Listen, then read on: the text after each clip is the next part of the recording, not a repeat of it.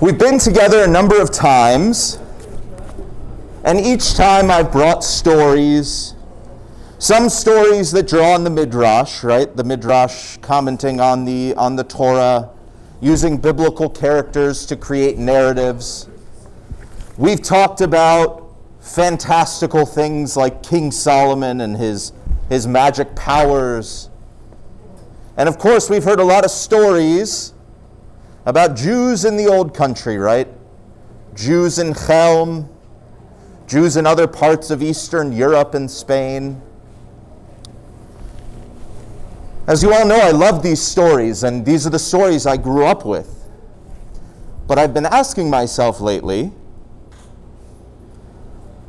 why are all the stories that we tell, why are all the Jewish folk tales that we tell still placed in the old country, in Europe, in the shtetl, places most of us have never been, places that are alive in our memories, right? For my generation, I still had grandparents who spoke some Yiddish, right? But I started to think, what kind of stories will my children hear? What kind of stories will their children hear?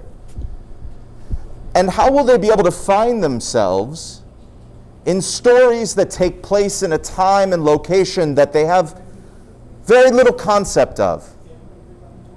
Not that there's no place for those stories. Of course, we're still telling stories from the Torah thousands and thousands of years later, and we find them just as prevalent today.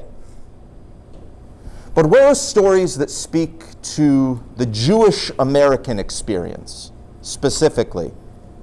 Our experience. So I began to do a little digging around, and it turns out there's not much. There's not much out there. I found one book on Amazon called A Treasury of American Jewish Folklore by Leon Cotman and Steve Cotman. It's a great book, an excellent book with lots of great little tales about Jewish American life, beginning pre-United States, during the days of the colonies. But it seems to end somewhere around 1948 in New York City. So I've decided that for my capstone project, my final project before becoming ordained as a rabbi, which I'm going to begin working on here soon, I really want to work on building a collection of Jewish American folktales that speak to our day today in 2021, with all the mishigas we have of COVID and Zoom and iPhones and all of that. So I want to keep you guys, I want to bring the stuff that I'm studying to you. And so as I begin to study, I'll bring more and more. But I thought it would be interesting to go through some of the stories in this treasury of Jewish American folklore, beginning, right off the boat. And then we'll end with a little story that has a little relevance to us today as Jews in a largely Christmas celebrating society.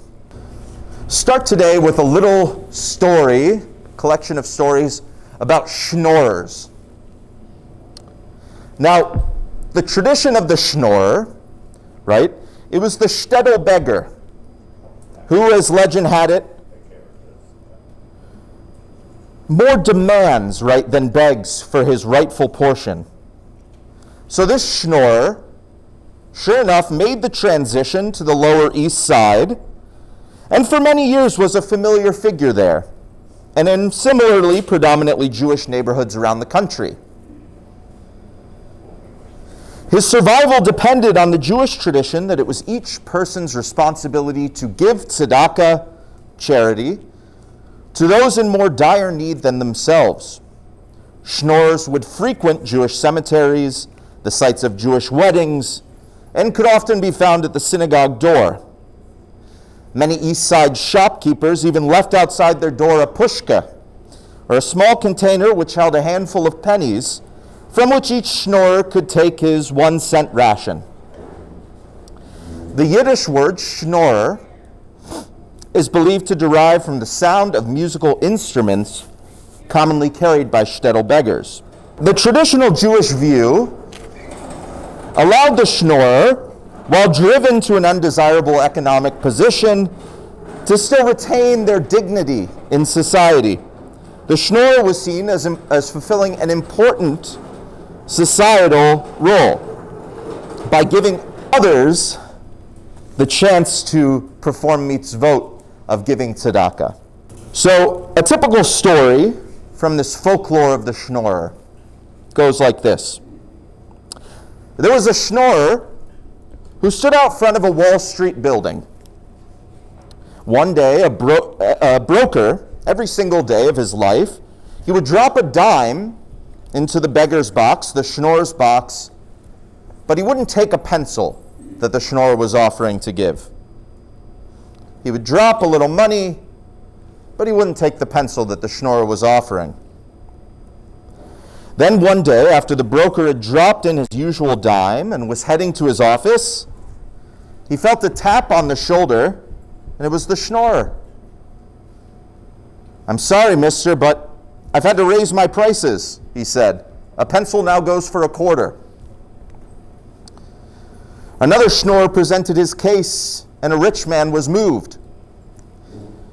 "I really would like to give you something," he said, "but I don't have my wallet on me. Could you ask me again tomorrow?" "Mister," shot back the schnorrer, aggravated almost beyond endurance, "you have no idea what I lose every year by extending credit." The traditional schnorrer was always supposed to have a quick response like that. "You have 2 good arms," one man asked. "Why do you snore?" "What?" responded the schnorrer. "For your measly nickel, I should cut off my arm?" A schnorrer got this from a woman one day.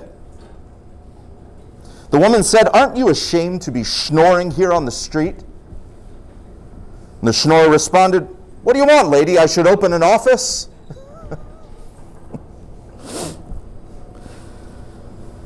A schnorrer approached a rich man for a donation, and as he climbed the step to his brownstone, the man unfortunately said, "I have no money." "But will you be good enough to lend me something to eat?" asked the schnorrer. "Oh, sorry," the rich man said, "but we have nothing in the house." "So why sit around?" demanded the schnorrer.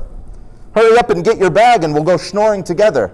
That's just a few little vignettes from the schnorr tradition. This comes from a section that the Cotman's title, Talking to Your Neighbor, right? And this is all about different kinds of Jews, right? German Jews, Russian Jews, Sephardic Jews, Ashkenazi Jews, Orthodox, Reform, how we interact together as American citizens. So this story is called Another Jewish Holiday. A traveling Midwestern salesman had his hands full trying to collect overdue payments from Jewish merchants.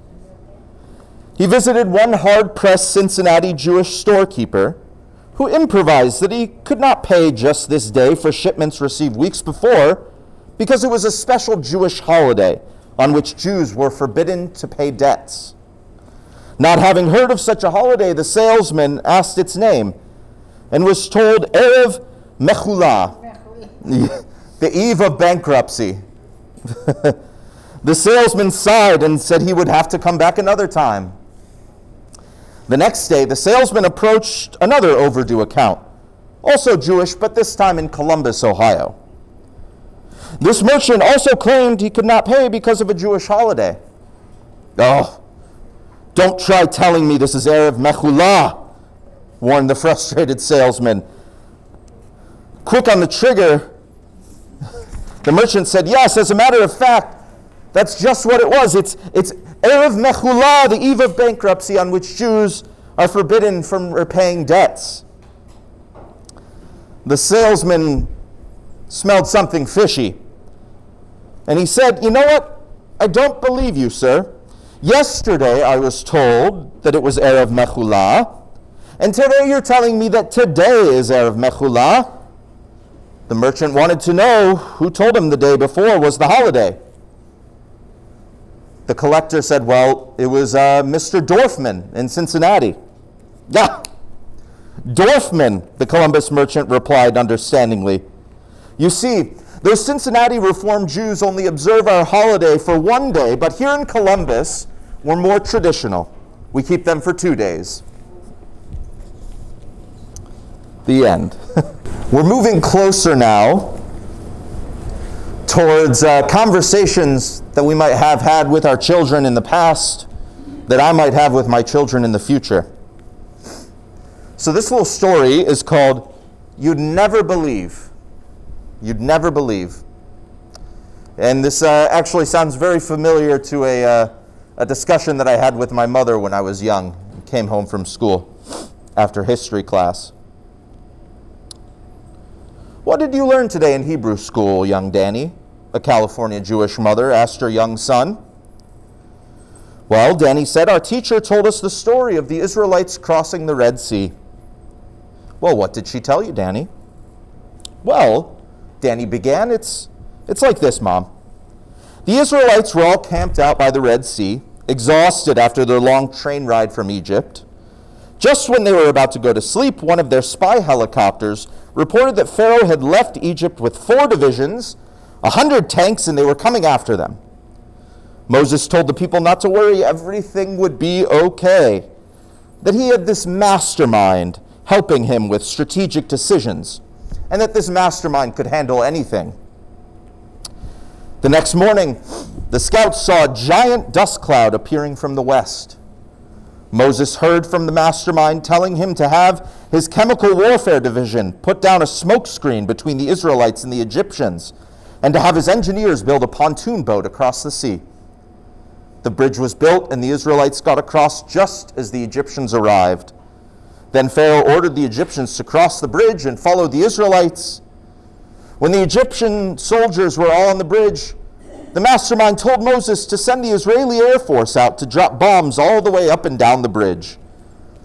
The bridge was destroyed, the Egyptians defeated. So it was like this that Moses, with the help of the mastermind, saved the Israelites from Pharaoh and the Egyptians.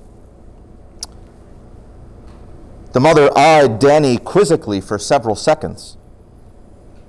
Is that really the story that your teacher told you, Danny?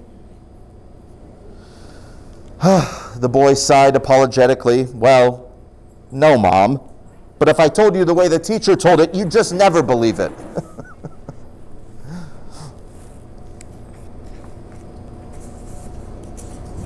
So now we come to one of the hallmarks of the Jewish American experience, the bar bat mitzvah, right? We all know how the bar mitzvah has transformed from simply being called for your first aliyah, followed by maybe a mishteh gadol, a drinking party, maybe with some honey cakes, right? Into electric circuses on St. Mark's Place and big concerts at Madison Square Garden. So here's a little story, and this is probably about as far. This actually is supposed to take place in the late 50s, right? So there's a story that in the late 50s, this Hollywood mogul, Michael Silverstone, demanded to give his son a bar mitzvah to end all bar mitzvahs. He called in his ace director and ordered him to stage the project, a bar mitzvah the like of which had never been seen. The director arranged for a bar mitzvah safari to Tanzania. 6 C-47s would fly the guests to Mombasa, Kenya. From there, the party would proceed to Mount Kilimanjaro, the highest point on the African continent. Snow covers Kilimanjaro's peak, although it is near the equator, and at its base, the climate is tropical. At the foot of this great mountain, the bar mitzvah, to end all bar mitzvahs, would take place. The planes arrived on schedule in Mombasa. A local tourist agency provided an English-speaking guide 72 elephants, 200 elephant keepers, pack bearers, a chef trained at the Waldorf Astoria, and of course a rabbi. The caravan journeyed for several days to reach the famed mountain. Finally drained from days of riding plodding elephants, the celebrants approached the bar mitzvah site. The guide informed them that after another mile they would break out of the jungle and reach the clearing at the foot of the mountain. Just as they neared the clearing, they heard the sounds of a strange chant. The guide became very confused. The voices were not singing any native language with which he was familiar. Maybe it was some unfriendly tribe from another area. He asked the celebrants to halt their steps. He would go and scout the situation ahead. 15 minutes later, he returned, grinning broadly. Mr. Silverstone, the guide says, there's no cause for alarm. You see, it's just that there's another bar mitzvah being held at the foot of the mountain. In an hour or so, we'll be able to proceed. The end. So I'll leave you with this story, which I think is fitting for our time right now, between having just had Hanukkah, just had Thanksgiving, and now, of course, the Christmas lights are going up, or they've been up, right? The folks are starting to say Merry Christmas at Kroger. We all know how this goes, right? So this is just a little anecdote. It was nearing Christmas. A Jewish mother decided to take her 7-year-old son on a tour of the brilliantly lit and busy stores. Winding their way through the toy section of a large department store, they were greeted by the ubiquitous Santa Claus. "Hello, Sonny," said Santa. "Ho, ho, ho, I'm Santa Claus. Tell me, what do you want for Christmas?" "I don't believe in you, Santa Claus," said the youngster. "Oh, don't you believe in Christmas?" "No, I don't," said the youngster defiantly. "Well, what do you believe in then, son?" "I believe in Hanukkah, that's what." "Oi!" Santa exclaimed, "A gesund auf den Keppele." A blessing of health on your head. So that concludes our stories for today.